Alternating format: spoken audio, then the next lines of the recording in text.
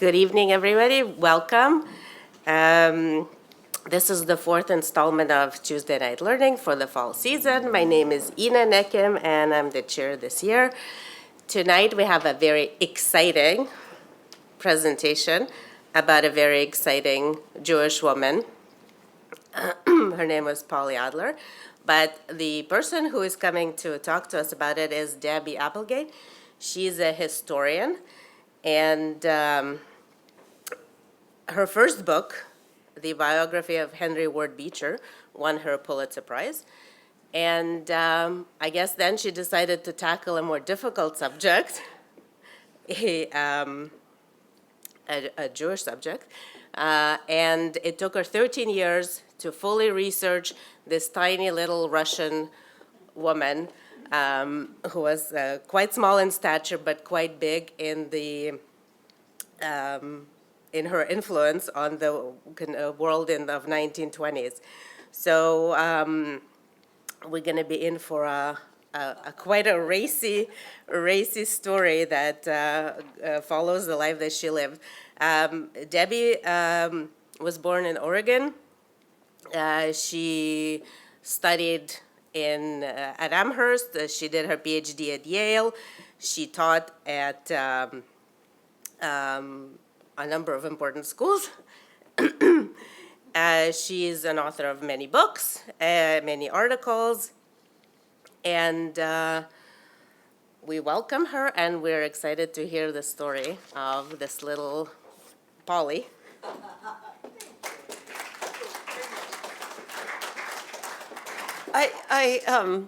Now that I'm here, well, first of all, thank you for inviting me. Thank you, Ina. Thank you, Robin. Thank you so much to the congregation for having me. This is my first time in Montreal. It's been my first time practically going anywhere for the last 4 years. So it's beautiful. What a beautiful place. But then to arrive here at this beautiful synagogue, I'm a little abashed and maybe a little embarrassed about what I'm going to talk about here. So I will warn you that this is perhaps not the brightest part of a Jewish history, and there will be a little tiny bit of dirty talk. But I will try to do my best to keep it as respectable as possible. My first book, as Ina was saying, was a biography of a once famous, very, very famous, then now forgotten minister, a Protestant minister. And it covered a lot of the sensitive subjects that we used to say you don't talk about in public, sex, religion, and politics. I don't know if there are even things that we don't talk about in public anymore. But with this book, I leapt from ministers to madams, from would-be saints to unrepentant sinners. With Polly Adler, who I doubt many of you have ever heard of, but was once truly one of those famous but now forgotten figures of the same stature, we are moving to the dark underbelly of Jewish history and American history. With, I should say, quite a few connections to Montreal, because as you may know, in the 20th century, when we decided to ban liquor in the United States, all of a sudden everyone became much more interested in Canada. And Polly herself hid up here several times when it was convenient. Of course, Polly did not like the idea of saying she was part of the underbelly of history. She preferred to cast herself as what she would call a modern Horatio Alger hero, a cynical person, as she said once. A cynical person might call myself a typical American success story.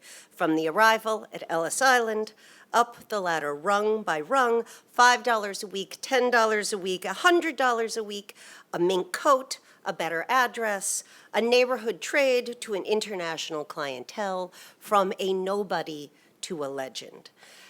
And there is some truth to this portrait. Polly's speakeasy with a harem, as she once described it, was more than an oasis of illegal sex and illicit sex. I should say some of the terms, speakeasy, may not be something you all are familiar with because you always have been sensible people who did not decide all of a sudden you were going to just one day make beer and liquor illegal. But the speakeasy it was essentially an illegal bar that they popped up all over America the minute we got rid of alcohol in 1920. These speakeasies with a harem, as she described them, were really, of course, brothels. But they were, in the time, impromptu salons of a certain sort where the lowbrow and the highbrow mingled. From the parlor of my house, I had a backstage three-way view, remembered Polly. I could look into the underworld, the half-world, and the high.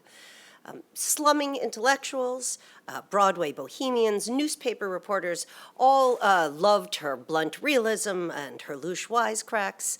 Many in the underground gay community in New York City, because this is where she has ended up, are both male and female, found her parlor a retreat where they could relax, to be themselves. Executives in the new fields of radio, motion pictures, and advertising employed her girls as ways to woo clients. Wall Street traders passed along stock tips on their way to the bedroom. Racketeers and gangsters used her parlor as a place where they could meet with politicians and judges outside of the eyes of the rest of the world. Entertainers knew that they had hit the big time if they could afford a night with one of her girls, and crooked cops made her house a home away from home, which was a decidedly mixed blessing. And everyone, from Park Avenue aristocrats to Lower East Side gangsters, appreciated her ironclad discretion. Now, if you had met Polly Adler on the street, you would never have taken her for a fallen woman. She was tiny, like many of the Jewish immigrants of that era, barely 5 feet tall, even when she was in her highest heels. She had a very cute little Cupid doll face. She looked exactly like many a grandmother who you might have recognized from old pictures. Her jewelry was a bit showy, and she had a well-known weakness for mink coats, but no more so than any New York City gold digger. Pearl, as her parents named her, was born in 1900, more or less. She was never quite sure of how old she was, in a small town in the Pale of Russia in what is now Belarus.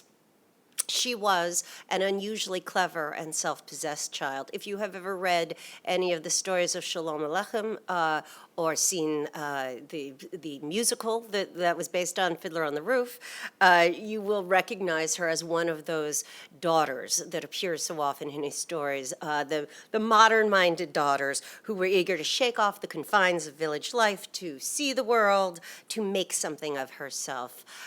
In Yiddish, using it in the older sense of the word, we would have said she aspired to be a mensch, in the sense of a person of substance, a person of respect, a somebody.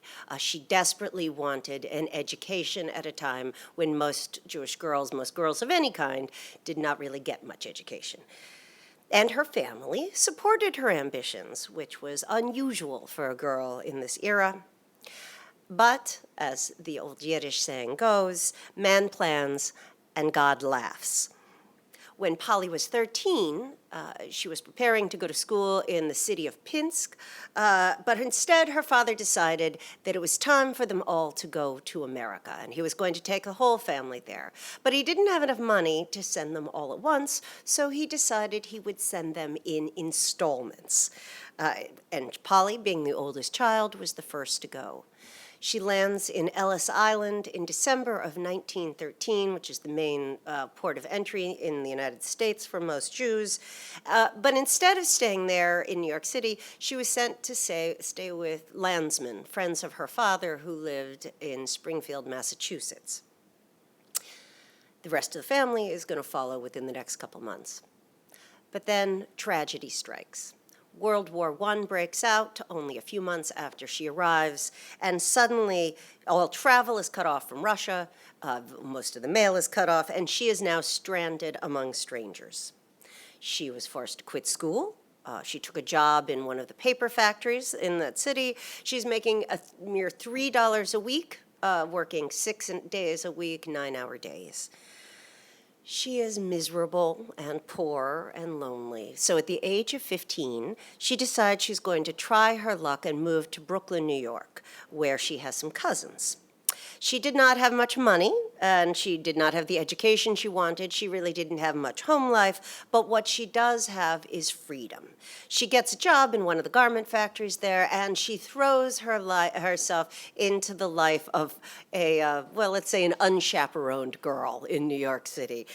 She goes to the dance halls. She takes up ragtime dancing, which is the teenage hot music at the time. She goes to Coney Island, the great amusement park of the United States. She promenades along Pitkin Avenue, which is the place where all the girls go when they want to be free. She did not know it then, but this would be one of the great turning points of her life. Now, there is a wise guy question that is usually asked as something of a joke, but it is a little more serious. Most every woman in the sex trades has been asked this question once or more than once. You yourself may have heard it. And it is the old question, what is a nice girl like you doing in a place like this? Polly hated that question. As she said, and we're going to start with a little bit of the bad language, she said it was none of their damn business how she got here. And she was always very cagey on the subject of how she went from being a good Jewish girl to entering the sex trades at the age of 19. But she did have some explanations. There were traumas along the way. When she was living in New York, when she was 17, she was raped by her boss at the garment factory. She became pregnant. When he refused to marry her, she had an illegal abortion, which when I was writing it, I did not realize would become such an issue in the United States at the time. She lost her job. She was fired by her boss. She was kicked out of the house by her cousins.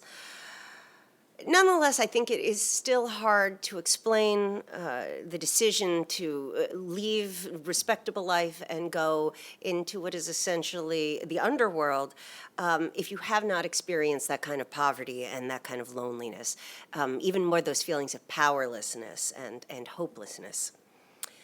But like many young women who were in her position, she started to think, well, you know what, maybe this is the answer to all my problems. Selling sex will be a quick path to a glamorous new life filled with cash, pretty clothes, camaraderie. It started to seem like a sign of smarts, maybe even a badge of honesty, maybe even a badge of honor in a world that just did not care about her or girls like her. So Polly opens her first brothel in 1920 in a two-bedroom apartment right across from Columbia University, one of the great universities of New York City, which was at the time all male. This is just as prohibition against the selling of liquor has begun. It is also a very convenient place. It turns out being right next to an all-male school was not a bad marketing decision. She insists that it's just going to be for a little while, and then she's going to save enough money and to quit. And in fact, she does very quickly save enough money to open a dress shop, which was a very common way for Jewish women to get into business. But she quickly sours on legitimate business. She had, frankly, become addicted to the very high profit margins that prostitution offered. This is at a time when the average white man in New York City made $3,000 a year. The average white woman made maybe half of that if they were lucky.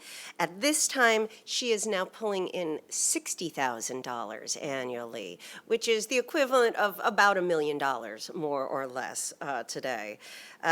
And even more important, for the first time, she has control over her own circumstances. So after about a year and a half, she decides enough of this. She's going to go back into the flesh trade. In a fateful turn, Polly is taken up by a notorious gambler and political fixer named Arnold Rothstein. You may have heard of him before. If you were a sports fan, an American sports fan, you might know him as the gambler who famously fixed the 1919 World Series in baseball, the famous Black Sox World Series. If you are a musical theater fan, Rothstein's Floating Crap Games inspired the Broadway musical Guys and Dolls. He has been in a number of television shows, if you like that sort of early gangster sort of show. Arnold Rothstein introduces her to all the up-and-coming bootleggers, including rising big shots like Lucky Luciano, Meyer Lansky, Bugsy Siegel, Legs Diamond. These are all names that have become, in their own way, legends. And he is considered, this is at a time, again, we're going to start to get into the less respectable part of things. The Jews dominated bootlegging in the United States, but especially in New York City, and he is sort of the king of the Jewish underworld, which really makes him, frankly, the king of the underworld in New York City. So he introduces her to all of these big up-and-coming bootleggers, and very quickly her house becomes the favorite spot of all the bookies, the gamblers, the bootleggers, and gangsters who are eager to blow off their ill-gotten gains. It's also an interesting thing. One of the things is it was a big advantage for her to know Yiddish, because Yiddish was, again, not so respectable, but it was sort of the lingua franca of the underworld, in part because most of the cops were Irish and did not understand Yiddish. So it made a big, and it's funny, even in many of the gangsters, the Italians and the Irish gangsters, they actually learn quite a bit of Yiddish because it just makes your life easier if you're going to do a little crime. So all of this makes Polly more ambitious. As she put it, I had always told my girls, if you have to be a prostitute, be a good one. Well, the same applied to me. If I had to be a madam, I would be a good madam. And now, she declares, to quote her, I was determined to be the best goddamn madam in all of America. So now she can't advertise like a legitimate business, and of course there is no internet where you can secretly advertise, so she masters alternative forms of publicity. Her most effective one was to begin parading with a posse of her girls through all the high-end nightclubs and speakeasies in New York. And she would describe them, and people describe this, that she would come in with all these gorgeous girls, and men would literally come up to her table and follow her out, follow them out to back to the brothel, or they would take her cards. You can see it in the book. At the time, if you had an illegal business like a speakeasy or a brothel, you would not actually have an address or a name. In her case, she just had a parrot for Polly the parrot, with just her phone number, and you would call an answering service, and they would direct you where to go. She also started cultivating newspaper reporters and gossip columnists. This is the era when the gossip column becomes a huge part of American culture. People like Walter Winchell, who was perhaps the most read man in America at this time, he becomes one of her steadiest clients. All of these newspaper reporters, they do not put her name in print, but they spread her name by word of mouth. And all of these techniques work. She becomes a little, it's not the best comparison, but she becomes a little like the Forrest Gump of the 1920s. She turns up in all kinds of cultural hotspots. She becomes deeply involved in the world of show business and the music business. She counted entertainers like, well, some of you are probably too young to remember these names, but Milton Berle, Desi Arnaz, Duke Ellington, Fats Waller, George Gershwin, dozens of Hollywood producers, directors, and actors among her customers and among her friends. She entertained many of the great athletes in what was considered the golden age of sports, including like the boxer Jack Dempsey and the famous baseball player Joe DiMaggio. Joe DiMaggio DiMaggio was enough of a hero that she was treated like a complete celebrity by her and everyone else. And again, I'll just keep apologizing and you can bank my apologies. Joe DiMaggio in particular complained that he did not like the silk sheets that she used because his knees kept slipping. And so she personally went out and bought him cotton sheets to make it easier for him. Her brothel becomes the hotspot of sort of what we would now call the great cultural influencers of the day, although that was not the phrase they used. The after-hour clubhouse for all the adventurous writers, directors, and playwrights who gathered at the Algonquin Hotel of the famous Algonquin Round Table. People like Dorothy Parker and Robert Benchley and the playwright George S. Kaufman. Their stamp of approval brought the big money men, people from Madison Avenue and Park Avenue and Wall Street and Broadway. Very soon she's counting really some of the richest men in America, the American aristocrats of Winthrop Rockefeller, Jock Whitney, the Vanderbilt boys, as they called them, as her customers and friends.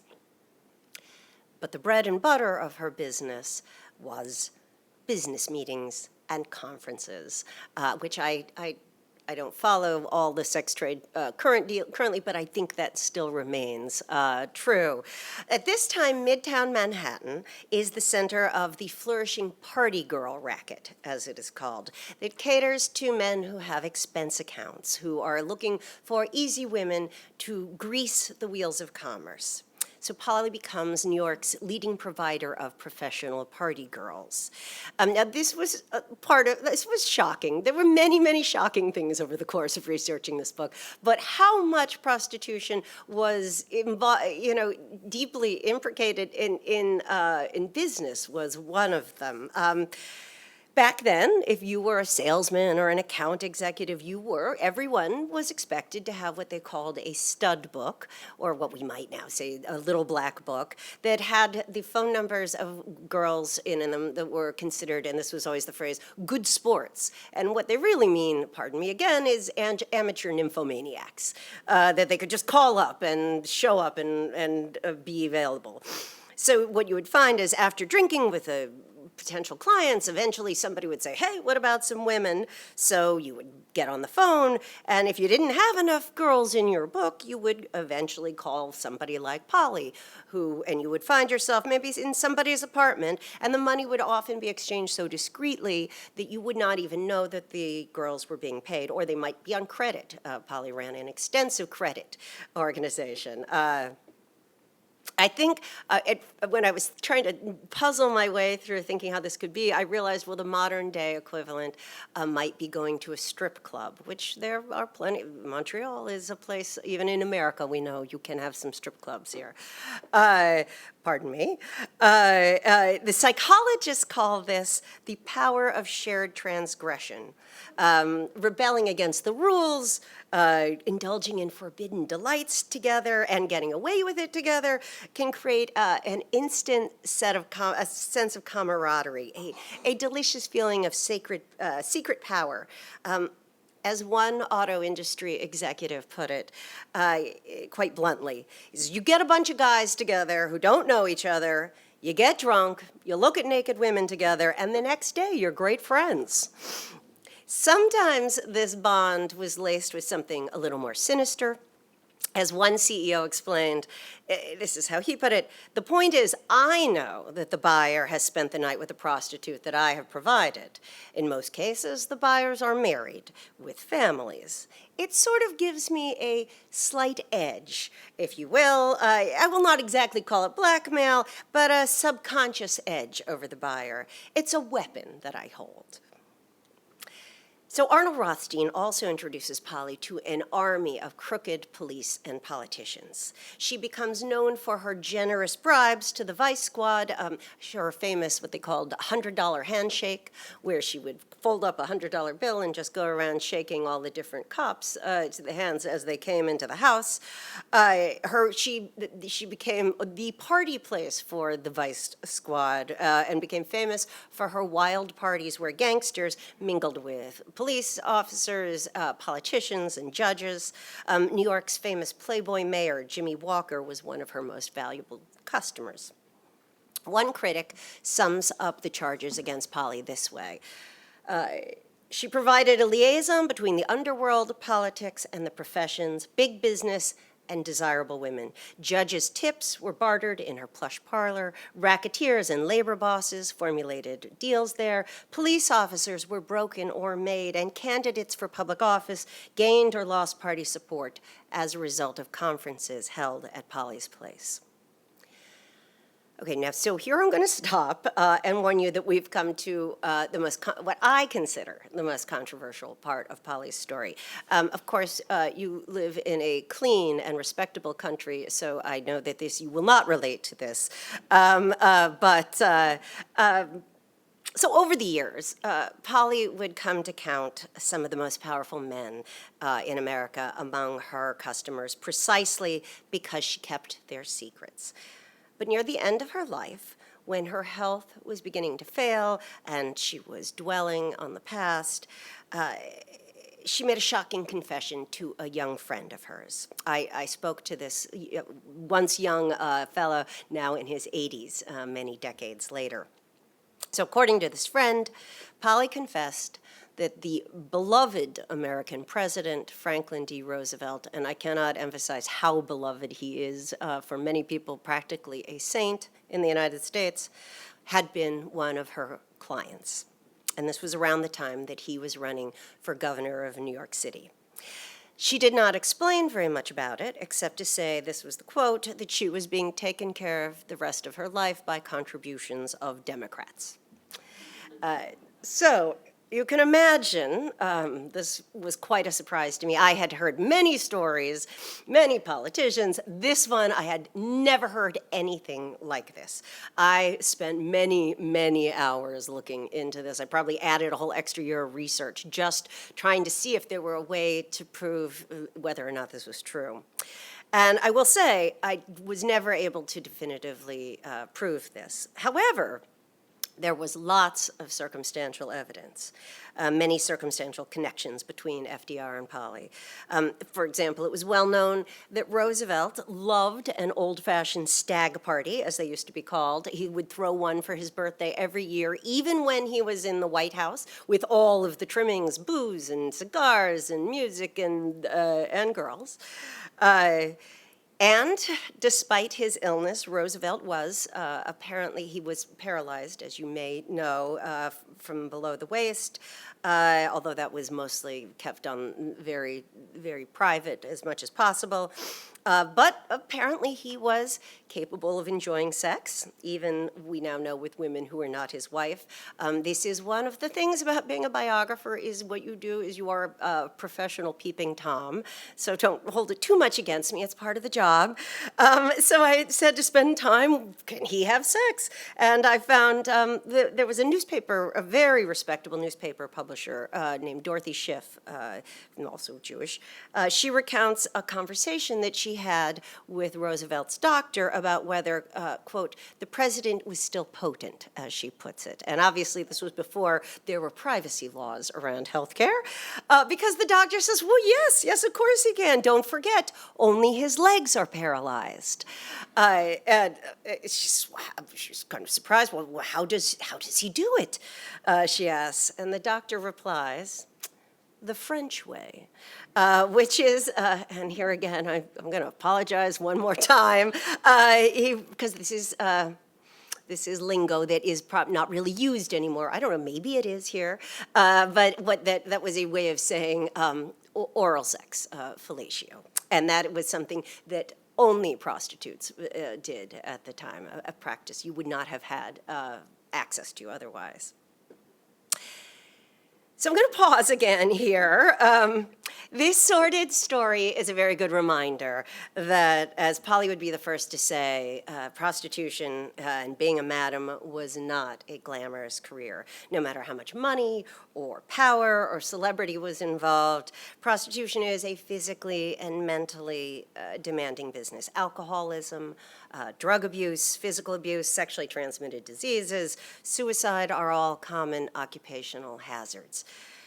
And for 25 years, Polly did this, always looking over her shoulders for double-crossing cops, undercover investigators, blackmailers, sociopathic customers. When she thought of all the bribes she paid, which probably amounted to at least half of her income over the years, all the beatings she took, all the hypocrisy, even the worst part was probably the hypocrisy of her so-called respectable customers, sometimes it made her blood boil. But that was the secret to her success, her ability to take it on the chin and then get up without squawking with a smile on her face. As she once quipped, "It might seem that I have got Polly Adler confused with Pollyanna. I can only say I am one of those people who can't help getting a kick out of life, even when it's a kick in the teeth." So this Pollyanna attitude, however, is put to the test in the 1930s. Now, the Depression sets in, you have a big economic crash. All of a sudden, the national mood is very different. All those kind of colorful bootleggers and those colorful but corrupt politicians don't seem so harmless anymore. All of a sudden, Polly's power brokers, her underworld power brokers, are being targeted by powerful federal and state investigations. Whether or not Governor Franklin Roosevelt was a client of Polly's, she was very much on his radar as he was deciding to run for president in 1932. So now, Polly's hard-won notoriety is a liability. She finds herself swept up in the nets of all of these investigations, and by 1931, the newspapers are calling her the First Lady of the Underworld and the female Al Capone. When the pressure gets too hot, she takes off, goes on the lam to Miami and Havana, which were at the time big underworld hangouts. She was wily enough, however, to come through this crisis relatively unscathed. And to her surprise, when the storms finally pass, she discovers that her new tabloid celebrity has only boosted her business among the sophisticates of what were then called cafe society. She's powerful enough to escape prison until 1935, when she is swept up in the hunt for yet another Jewish gangster, a real bigwig named Dutch Schultz. He has been using her house as a hideout for the last couple of years. Her trial, it causes another media frenzy in 1935, but with the aid of some of her gangster friends, in the end, she is sentenced to only 1 month in jail with 5 days off for good behavior. When she gets out of jail, for the first time, she is really thinking seriously about retiring. And for good reason. After nearly 2 decades in the business, her pride and her nerves are shot. J. Edgar Hoover, the head of the infamous FBI in the United States, has personally directed the FBI to find something on her. The mayor of New York, Fiorello LaGuardia, is determined to drive her out of the city. She is increasingly paranoid for good reason. Yet even after she has rebuilt her savings, and she now had enough money that she really could leave the business, she hesitates. She had seen enough of human hypocrisy to know that in the square world, she would be a nobody, or worse. As she puts it, as Miss Pearl Adler, the reformed procuress and honest citizen, I was a social outcast. As Madame Polly, the proprietress of New York's most opulent bordello, society came to me. So she continues on through the fat cat years of World War II, but finally, as the war begins to wind down in 1945, she starts looking for an exit plan. Now, back in 1930, she had many people who had suggested that she ought to write her memoirs. And at the time, however, nothing could have been less appetizing. The tabloid newspapers would have paid a pretty penny for it, but that would have just about covered the cost of her funeral. But as the years went on, the idea of becoming an author began to appeal more and more to her. Dozens of her friends, plenty of them, no more smart than she was, with no more education than she had turned stories of gangsters and gold diggers into best-selling books and hit movies. So why shouldn't she? So in 1945, she closes up her last house in Manhattan and moves to California, where so many of her old pals now lived. In the United States, this is a very common journey from the Pale of Russia to New York City to Los Angeles, when you get old enough that the sun starts to look a little more attractive. So she lands herself in California. She goes back to high school to get the education she never got. She enrolls in junior college and gets an associate degree. And finally, after 7 years of writing and scores of rejection by prudish publishers, in 1953 she publishes her memoir called A House Is Not a Home. This book was an instant bestseller. It goes on to sell 2 million copies. This story is whitewashed, of course. There's a lot of stuff she could not say. But her backstairs chronicle of the early sexual revolution and the secret role that illicit sex played in business and politics, this was a huge eye-opener for millions of readers. If we think of the 1950s as the age of conformity, as it's often called, she gave this age of conformity a shocking jolt, on par with her fellow authors of 1953, Dr. Alfred Kinsey, Simone de Beauvoir, and Hugh Hefner. As it happens, this is the year Playboy begins. As it happens, she became good friends of Dr. Kinsey, and she read and approved heartily of both Dr. Kinsey's report on American sexual behavior and Simone de Beauvoir's Second Sex. Unfortunately, she left no comment on the newly founded Playboy magazine. Probably didn't realize what a juggernaut it would become. She was not without regrets, but when pressed, she was unrepentant. In 1961, she sold the film rights to A House Is Not a Home to Hollywood, but she did not get to live to enjoy the delicious irony of seeing major movie stars like Joan Crawford, Barbara Stanwyck, Ethel Merman, and her friend Martha Raye all scrapping to play Polly Adler, and Madam's #1 Madam on the silver screen. I can tell you this, that of all the accomplishments in her life, this one might have been the one that would have given her the most pleasure and pride. In the end, the role went to a woman named Shelley Winters. You might remember her. She was, at the time, 40-something, blonde. She had won an Oscar, actually, for playing a prostitute. Looks absolutely nothing like Polly. Frankly, the movie is terrible. You can watch it for free on YouTube, and that's about all you should pay for it. But it had a few things going for it. The costume designer was the famous Edith Head. She was nominated for an Academy Award. The title song, House Is Not a Home by Burt Bacharach, became a top 100 hit. And the actress Raquel Welch made her film debut as one of Polly's stable of girls.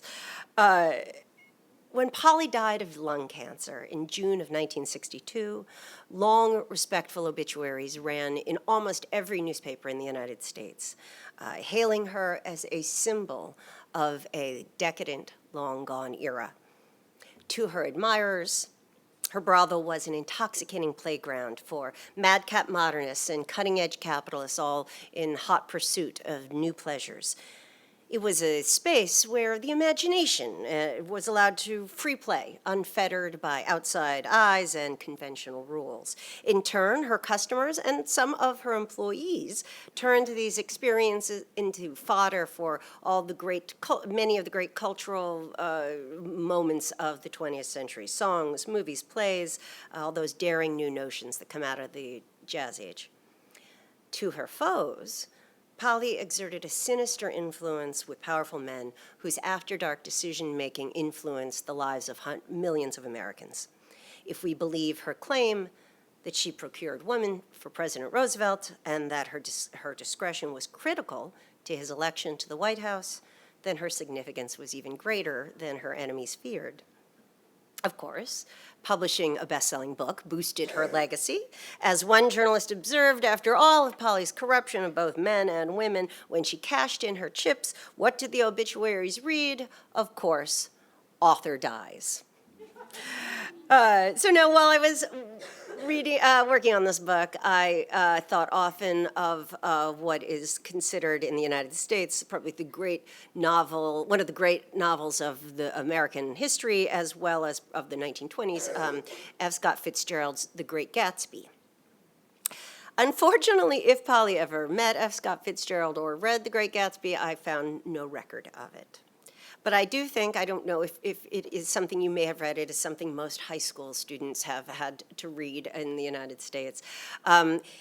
She certainly would have found the Gatsby's, obsession with the woman Daisy very hard to swallow. She did not find most of the bootleggers of her acquaintance to be very reverent towards women. She would have had questions about how Gatsby had a massive house party every single weekend. It was a lot of laundry. She was very practical minded. How did you deal with all those sheets and all those hand towels, all those dirty dishes? But the struggle of Jimmy Gatz, as he transforms himself into Jay Gatsby, the Great Gatsby, the heightened sensitivity to the promises of life, as Fitzgerald put it, that would have been heartbreakingly familiar to her. When Fitzgerald begins his novel in 1923, he is drawing his inspiration very specifically from some of her friends in the underworld, and specifically a chance meeting that he had with Arnold Rothstein, who he turns into the character of Meyer Wolfsheim in the book.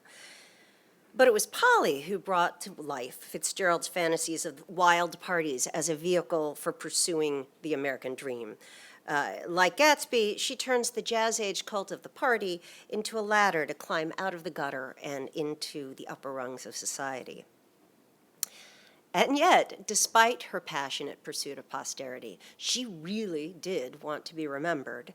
It is not Polly, but her male criminal colleagues who became 20th century cultural icons.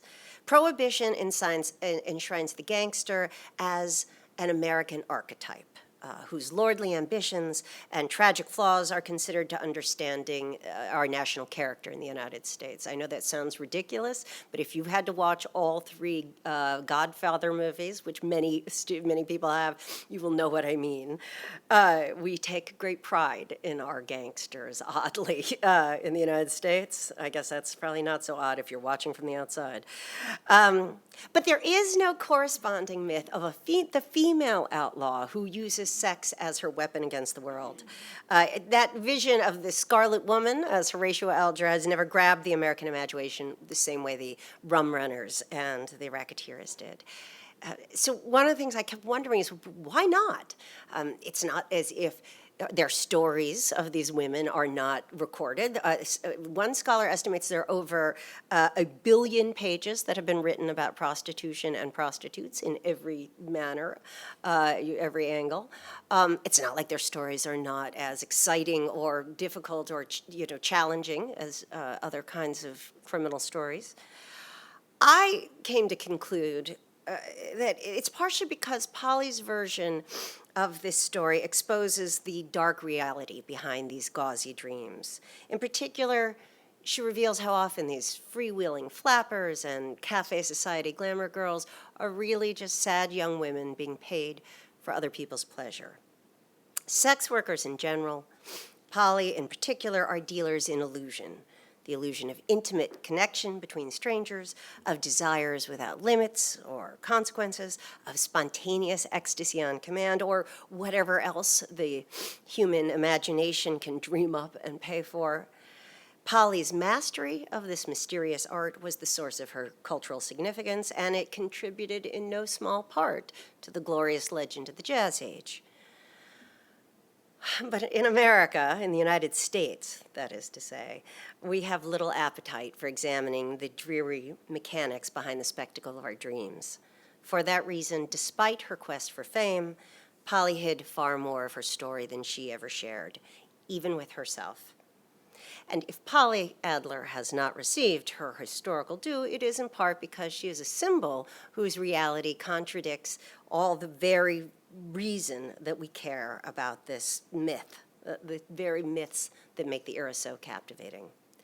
But all of this, I will say in closing, might be changing.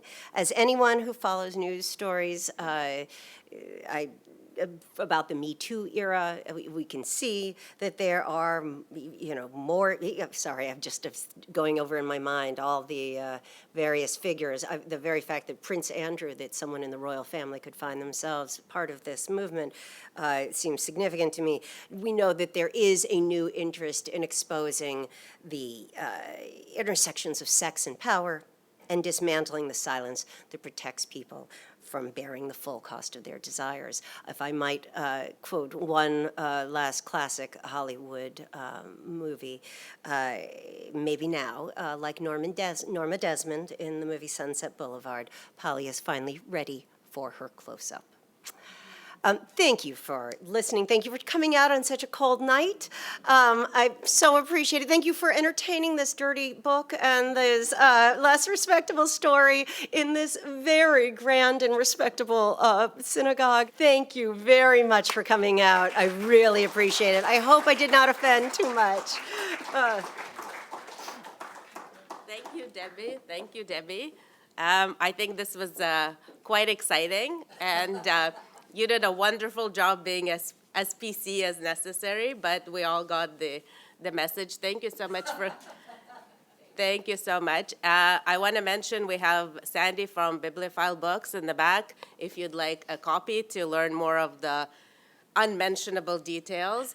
And I invite you all to our next program next Tuesday with our very own Cantor Gideon Zellermeyer interviewing Isabel Vincent about her book, Overtures of Hope, about two sisters in Austria who helped Jewish opera singers escape the Nazis.